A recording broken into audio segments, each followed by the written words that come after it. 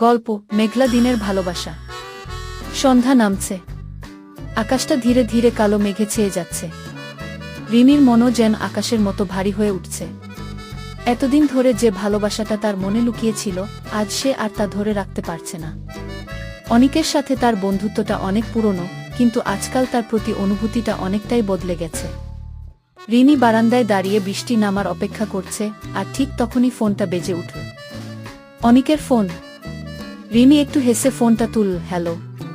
অনিকের কণ্ঠে এক অদ্ভুত উচ্ছ্বাস। রিনি, তাড়াতাড়ি নিচে এসা, একটা সারপ্রাইজ আছে তোমার জন্য।